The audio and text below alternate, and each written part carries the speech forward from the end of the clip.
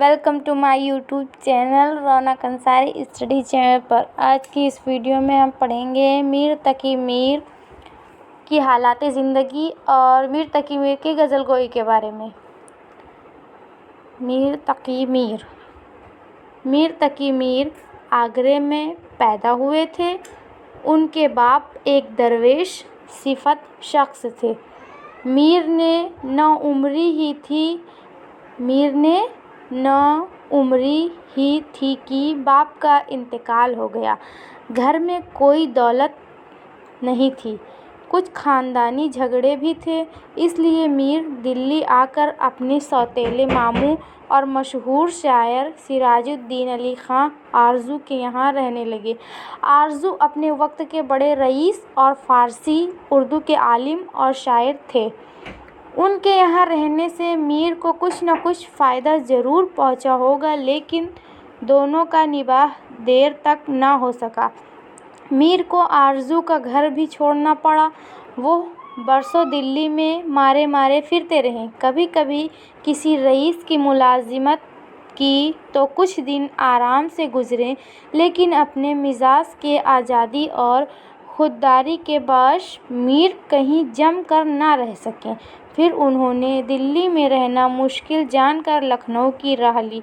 मीर 1782 के करीब लखनऊ पहुँचे। नवाब आसिफउद्दौला ने उनको हाथों हाथ लिया। मीर की बाकी ज़िंदगी निस्बतन आराम से गुजरी। लखनऊ में ही इनका इंतकाल हो गया। मीर तकी मीर की पैदाइश 1810 ईस्वी के आसपास हुई थी और इनका इंतकाल 1722 ईस्वी तक हुआ था लखनऊ में। शुरू ज़माना शायरी से ही इनका कलाम मशहूर और मकबूल हो चुका था।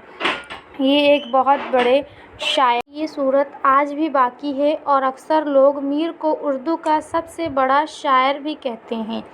आम तौर पर ये कहा जाता है कि मीर की शायरी गम और रंज से भरी हुई है। ये बात पूरी तरह सही नहीं है।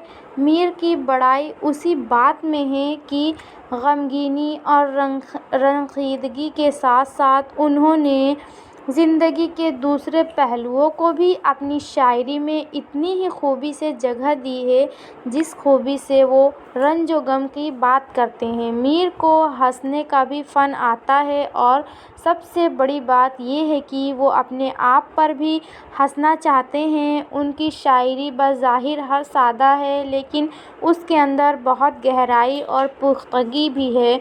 उनके शायर दिल को छूते हैं, लेकिन अगर गौर किया जाए तो दिमाग में भी मुतासिर करते हैं। मीर अपनी शायरी में लफ्ज़ों को नए नए रंग से इस्तेमाल करते हैं। यही वजह है कि उनका कलाम हर ज़माने में हर जगह पसंद किया जाता है। मीर की शायरी हमें ज़िंदगी और इंसान के दिल की गहराइयों के बारे में बहुत कुछ बताती है।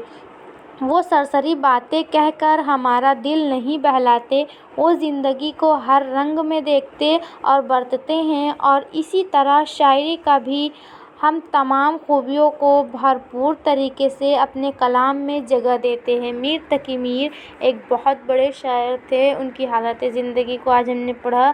आज की वीडियो में बस इतना ही।